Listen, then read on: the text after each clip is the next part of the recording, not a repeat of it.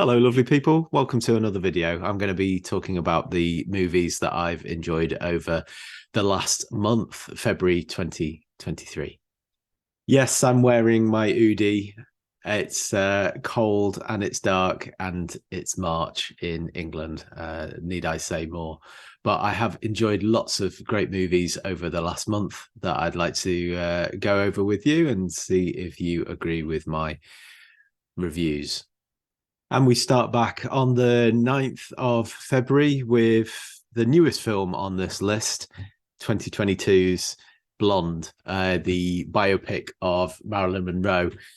Really dark and bleak story, this, off Netflix. And if you didn't know anything about Marilyn Monroe's life, you'd be forgiven for thinking that this was completely false, all of this. But it's actually pretty accurate in some senses. The actress Anna de Armas, I hope I'm saying that right, does a superb job.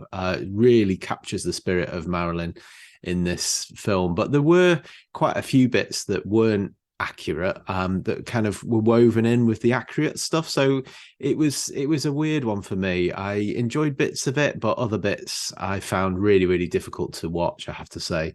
Really harrowing and not very pleasant at times, and fairly slow as well, kind of all over the place. But there were some good points to it.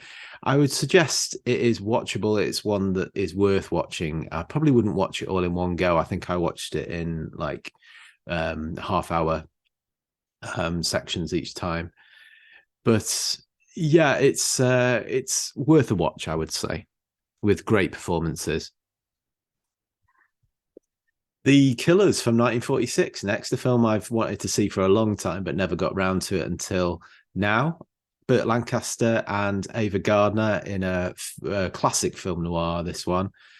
And yeah, really enjoyed this. Very engrossing film, stellar cast that is told with a narrative originality. So the thing with this is it's all told pretty much in flashbacks. The main character gets shot at the beginning, and then it's the detective talking to all the different people that knew him, and that's how the story is told, which works really well and makes it quite refreshingly different. I gave that 3.5 stars out of 5. Very arty film. Next one, that another one I've wanted to watch for a long time. I've not seen any of Tarkovsky's work before, but is a director that's been on my radar for a while. So this was a film that was stunningly beautiful, but really difficult to watch. I think I watched it in like 10-minute bursts because it's the slowest film I think I've ever seen in my life. Maybe I need to see it a bit more, but visually absolutely stunning, really unique. And quite a unique sort of dystopian story as well. It's all about a legend of the room where each man's greatest desire exists. But in order to get to there, you've got to trek across this sort of post nuclear wasteland to get there. And the stalker is the guide that will take you there for money. So he takes two people. I think it's a professor and I can't remember what the other one is, but there's three of them basically, and they sit around in fields and talk a lot about philosophical things, which usually that'd be enough to make me like a film, but I really struggled with this one. But yeah, I think in time I will try and watch it again because I have heard some very good things about it. From the sublime to the ridiculous, Step Brothers, one of my favorite comedies, Will Ferrell comedies, next, which those of you who are of an arty disposition will, seeing that I gave Stalker 2 and Step Brothers 5, will probably have switched off at this point. But yeah, it's all about two grown children who are brought together when their parents get married and chaos ensues. It's one of those really wacky films like Airplane, where it's just really silly all the way through, and sometimes that's what you need. If you're in the mood for that kind of film, then you can't get much better than Step Brothers from 2008, sorry. A recommendation next, one of Spielberg's earliest films. I think it was his first film, in fact, Duel from 1971. It's a fantastic film. I'm surprised I have never seen this. I think I've seen bits of it before, but not the whole thing. It's about talking of stalkers. It's basically about this guy that's has a bit of a road rage incident with a truck, this guy in a truck who then decides to follow him and try and kill him throughout the movie. And it's just that kind of cat and mouse story. Really spooky at times, because you never get to see, you never actually see, I don't think, this killer trucker that's on his tail. But it's done in such a great way. It's very tense, very surprising, and it keeps you hooked throughout. Definitely, I've given Duel 4 out of 5. Great film. Thanks for the recommendation, Aidan, on that one. Another recommendation, one that I've wanted to see for a long time, bit of a newer film, The Lighthouse, which is about 2 men manning a lighthouse that get stranded there, and the young man, especially played by Robert Pattinson, is goes crazy in this, starts seeing all these hallucinations of mermaids and things like that. It's a very, very original looking film for the time. The accents I thought were a little bit hit and miss at times, and there's a bit of sort of sexual tension between the 2 characters, which I didn't really feel was necessary. It didn't improve it any, I don't think. But loving the dream logic that happens throughout, and the sort of grainy black and white photography really adds to the suspense and the atmosphere. It's one of the most atmospheric films I've seen in a long time. Definitely would recommend The Lighthouse.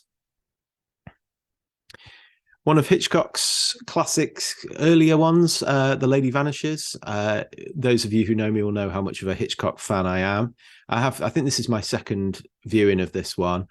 It's an intriguing idea. Basically, a woman meets an elderly lady on a train, wakes up to discover that she's disappeared, and then nobody on the train has any recollection of her. So it's a great mystery idea, but unfortunately, it's, for all its kind of wit and charm, I find it less absorbing than some of his later films. Some of my favorites like Vertigo or Rear Window and that kind of thing. But it's a fun mystery film.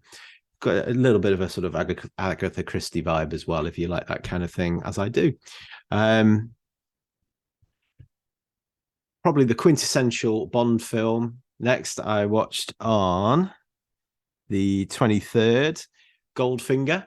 Is it my favorite Bond film? It's definitely in the top 3, I would say. And it's the one where they found that golden formula, which made such an enduring franchise. It has everything that you'd expect a Bond film to have, and kind of set the blueprint, I would say, for what a Bond film, a great Bond film could be. Sean Connery is just quintessential performance in this. And if you're going to watch any Bond film, I would say Goldfinger is definitely a good one to start with. Another classic film from the 90s, Seven from 1995. And one, I would say, Fincher produces the best crime thriller since Silence of the Lambs here. Very, very atmospheric, great character piece. And both Brad Pitt and Morgan Freeman and Kevin Spacey are all excellent in this. Quite dark at times and very gory as well. It's all based on a serial killer who his sort of MO is that he kills people within the theme of the 7 deadly sins. Very well directed film. It's very suspenseful, utterly compelling throughout. It's one of the 90s best films, I would say, and I've given it 5 out of 5. The 1953 version of The War of the Worlds was the next film that I watched. Really loved this version. I really like the special effects on it, actually. I remember I had a book when I was little, like a Planets book, And on the Mars page, it had like a still of that extended arm coming out and touching the shoulder of the main damsel in distress, and used to give me nightmares.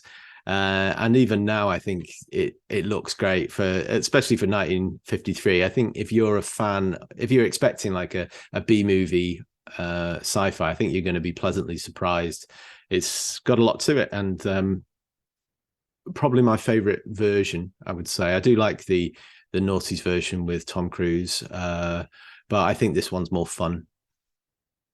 And that's it for this month. I hope you've enjoyed looking through those films that I've enjoyed this month, and I'd love to hear what you've been watching yourself over the last month or so. So let me know in the comments below. I'd love to read them. And as always, thanks for watching and take care.